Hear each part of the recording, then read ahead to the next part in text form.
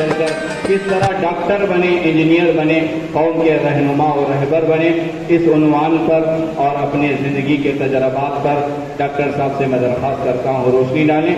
Doctor Abdul Rahman Khan صاحب، university hospital باگلکوٹ۔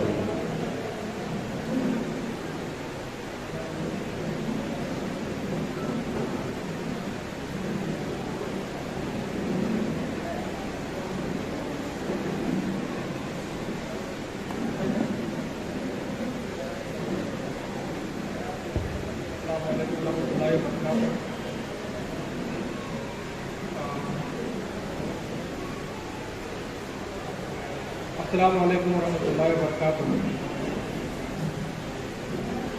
سب سے پہلے تو ان آرگنائزرز کے لیے صفا خدمت کو اور جتنے بھی لوگ یہ پروگرام میں پارٹیسپیٹ کیے ہیں، اس کو آرگنائز کرنے میں اور اس کو ایک انجام تک پہنچانے میں، ان سب کو میں کنگریچولیٹ کرنا چاہتا ہوں، کیونکہ آپ نے جو چیز اچیو کی ہے، آپ نے جو چیز کو انجام دیا ہے، وہ کوئی چھوٹی موٹی چیز نہیں ہے، وہ کافی بڑی چیز ہے۔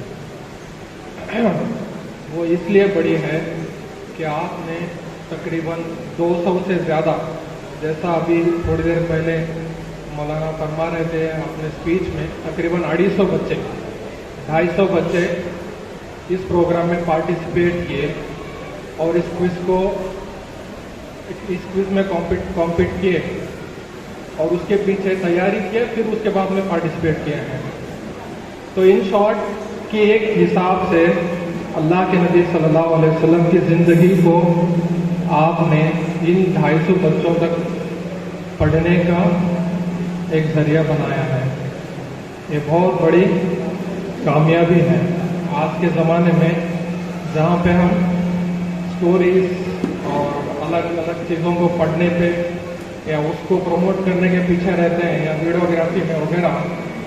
آپ نے اللہ کے نبی صلی اللہ علیہ وسلم کی سیرت کو ان بچوں سے سیکھنے کا ایک ذریعہ بنا ہے۔ خیر، اس چیز کے لیے میں آپ کو کنگریچولیٹ کرنا چاہتا ہوں۔ اللہ کے نبی صلی اللہ علیہ وسلم کی سیرت کو سمجھنا اور اس کو کیا کہتے ہیں یاد کرنا آسان بھی ہے اور مشکل بھی ہے۔ آسان اس لیے ہے کہ ہمارے پاس انڈین مسلم کے پاس ایگزامپل دیتا ہوں میں، نیئرسٹ ہماری کمیونٹی کے، انڈین مسلم کمیونٹی کے نیئرسٹ ریسنٹ ہسٹری میں جو ایک بہت لیڈنگ فگر گئے ہیں، وہ ٹیپو سلطان شاہی رحمۃ اللہ علیہ ہیں، مگر ان کی بھی ساری زندگی ہمارے پاس کمپلیٹلی نہیں ہے۔ یہ مسلمانوں کی بات نہیں ہے، دنیا میں کوئی بھی وقت کا ہسٹری جو ہے وہ recorded, dot two dot recorded نہیں ہے، ایکسیپٹ آپ صلی اللہ علیہ وسلم کی سیرت کو لے کے۔ اللہ کے نبی صلی اللہ علیہ وسلم کی سیرت ڈاٹ ٹو ڈاٹ ریکارڈڈ ہے، اور چونکہ وہ ریکارڈڈ ہے، دنیا میں آپ کہیں پہ بھی جاؤ، چاہے امریکہ جاؤ یا مڈل ایسٹ میں جاؤ یا انڈیا میں پڑھو یا ملیشیا میں، انڈونیشیا میں، سیرت کے جو واقعات ہیں وہ وہی رہیں گے، وہ نہیں بدلنے والے۔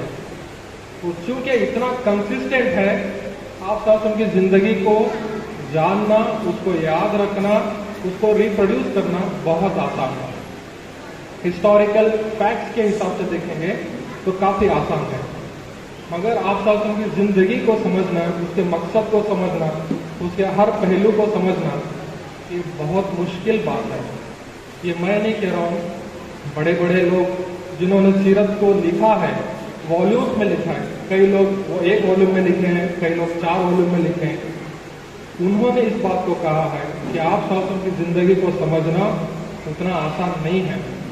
تو یہ لوگ کیا کرتے ہیں، کوئی ایک ٹاپک کو اٹھا لیتے ہیں، آپ صلی اللہ علیہ وسلم کی زندگی کے کوئی ایک ٹاپک کو اٹھا لیتے ہیں، وہ کیسے اسٹیٹسمین تھے، کیسے رولر تھے، کیسے فیملی مین تھے، کیسے ٹیچر تھے، یا اوور آل رحمت للعالمین کیسے تھے، اور جس حساب سے کتاب بنتی ہے ویسے ہی اس کا کتاب کا نام بھی رکھ دیتے ہیں، جیسے کہ الرحیق المختوم، دی سیڈ نیکٹار، ایک ریسنٹ بک ہے، کافی فیمس ہوئی ہے، اس کتاب کو میں نے بھی پڑھا ہے۔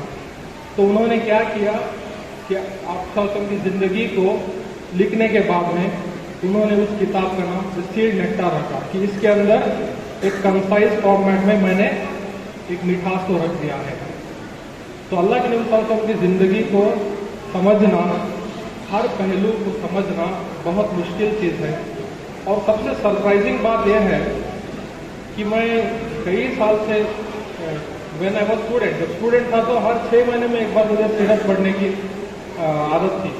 जब से कंसल्टेंट बने हैं, मतलब प्रैक्टिस में उतरे हैं तो काफ़ी मुश्किल हो जाता है। अदरवाइज तो हर 6 महीने में एक बार, साल में एक बार रिवाइज करने की मुझे आदत थी। तो मुसलसल मैं सोचते रहता था कि ऐसी क्या चीज़ है जो दूसरों में पाना मुश्किल है, जो आप सब की ज़िंदगी में ही मिलता है स्पेशली। तो रिसेंटली इस चीज़ को मैं फोकस करते हुए इस बात पे आप ध्यान दें, स्पेशली सारे के सारे हम में से हर तबके के लोग, स्टूडेंट्स हो या वर्कर्स हो या बुजुर्ग हो, हर कोई इस बात पे ध्यान दें। इस बात को मैं रिसेंटली रियलाइज किया कि अल्लाह के नबी सल्लल्लाहु अलैहि वसल्लम अपनी ज़िंदगी में बहुत ज़्यादा फोकस थे। वर्ड फोकस नियरेस्ट मैं उर्दू में तर्जुमा कर सकता हूँ इस्तेकामत, फोकस, कंसिस्टेंट अपने मिशन को लेके, अपने काम को लेके तो काफ़ी ज़्यादा फोकस थे। उनके ज़िंदगी में जैसे नबूवत आई, विद इन फ्यू डेज, कुछ ही दिन में उनके बेटियों का तलाक हो गया। उसके कुछ दिन बाद रिश्तेदार छोड़ गए, उसके कुछ दिन बाद सोशल बॉयकॉट हो गया। सोशल बॉयकॉट इकोनॉमिकली और सोशली, ये इंडियन मुस्लिम्स आज के ज़माने में इंडियन मुस्लिम से ज़्यादा कोई नहीं समझता। आप इस दर्द को समझ सकते हैं, इस तकलीफ को समझ सकते हैं कि सोशल बॉयकॉट क्या होता है। तो आपके और आपके जो सहाबा थे उनका सोशल बॉयकॉट हुआ, उसके बाद में परसिक्यूशन हुआ, उसके बाद में इन सब चीज़ों से बाहर आके ताइफ गए तो वहाँ पे भी एक हालात आए। इन सब चीज़ों के दरमियान में अल्लाह के वसल्लम अपने मिशन से हटे नहीं। He was really focused. उनका एक ही मिशन था कि आप के सामने जो कौम थी वो भी अनऑर्गेनाइज थी, आप कह सकते हैं टू सम एक्सटेंट अनसिविलाइज थे। उनके अपने रूल्स थे, मगर in general they were very much uncivilised. तो उनको ट्रेन करना, उन तक मैसेज पहुंचाना, वो समझ पाए उस हिसाब से पहुंचाना और इस हिसाब से उसको रिकॉर्ड करवाना कि इस उम्मत के आखिरी बंदे तक ये बात पहुंचे। तो कितना कंसिस्टेंसी थी उनकी फिक्र में, उनकी सोच में, उनकी मेहनत में। He was never distracted.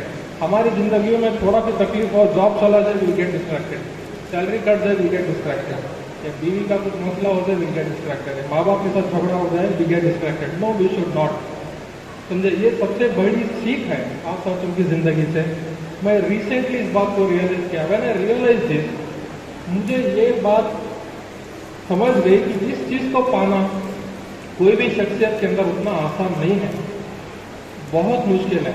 चलो ठीक है, वहाँ से मक्का से मदीना हिजरत कर गए, वहाँ पे नए चले गए, मुनाफिकीन का मसला था, फिर उसके अंदर अलायंस का मसला था, अड़ोस पड़ोस के लोगों के साथ मसला था।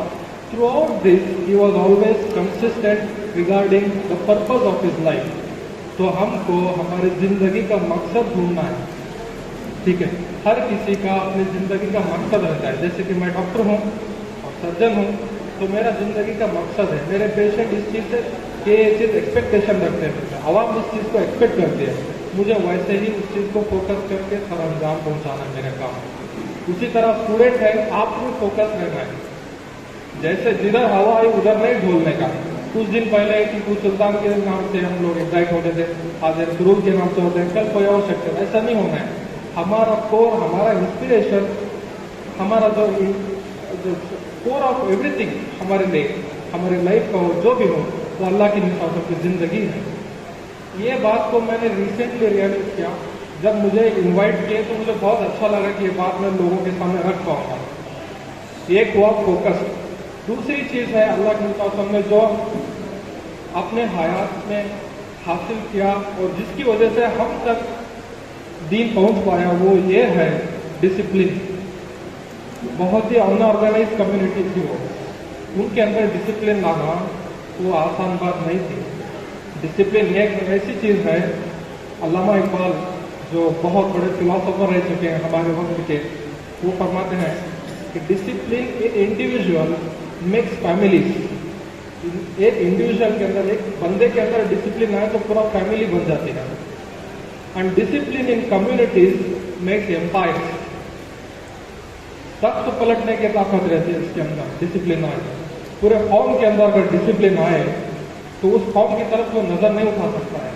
हमारे प्रॉब्लम, हमारे मसले, कोई भी कौम का उरूज या जवाल, गिरना या चढ़ना बाहर के ताकत से नहीं होता है। ये ऐसी चीज़ है जैसे कि कश्ती है और समंदर के बीच में है। कश्ती तब तक फ्लोट होगी जब तक उसका टोटली इंटैक्ट है। किसी उसके अंदर सुराख आ जाए तभी पानी अंदर आएगा, तभी कश्ती डूबेगी, ना तब तक तो नहीं डूबेगी, चाहे पानी समंदर का कितना भी ज्यादा हो। तो ओवरऑल एज सच हमको इस बात पर ध्यान देना है, we have to be discipline at family, in school, in society, in community, with friends, हमारे डे टू डे लाइफ में। ये दूसरी चीज़ है जो आप सब उनकी ज़िंदगी से हमको सीखना है, डिसिप्लिन। ठीक है। और तीसरी चीज़ है, इसके बाद में ख़त्म कर देंगे। जिस वक्त में देखो आपने तो माशाल्लाह काफ़ी ज़्यादा मैंने देखा है वो क्विज के सवाल मौलाना से लेके, very comprehensive collection, really I am very impressed. बहुत कॉम्प्रहेंसिव कलेक्शन है, उसमें कोई चीज़ छोड़ा ही नहीं है मौलाना ने माशाल्लाह। मैं उनसे परमिशन भी लिया कि can I forward it for that, जिसको चाहिए। काफ़ी ज़्यादा मेहनत किए हैं। ये चीज़ अल्लाह के रसूल की ज़िंदगी से हमको एक सीखना है। जिस वक्त में आप सल्लल्लाहु अलैहि वसल्लम इस दुनिया में मौजूद हुए, आए, और जिस वक्त में नबूवत उनको मिली, उसके पहले ऐसा था माहौल, सारी दुनिया में हम जितना आज़ादी से यहाँ पे बैठे हैं, ऐसी कोई आज़ादी नहीं थी। आज़ादी जो भी थी, रिपब्लिक, डेमोक्रेसी जो भी था, फ्रीडम ऑफ स्पीच जो भी था, वो सिर्फ इलाइट्स के लिए था, हायर ऑर्डर लोगों के लिए था। बाकी अवाम बहुत परेशान थी, वो हजारों साल से चल रहा था। Human rights, women rights, children rights, या जो भी माइनॉरिटीज राइट्स, ये सब चीज़ें अल्लाह के रसूल की आमद के बाद में आए हैं। तो इनको अल्लाह के रसूल की ज़िंदगी के निचोड़ से हमको एक बहुत बड़ी चीज़ सीखना है कि we have to be courteous, रहम दिल रहना है।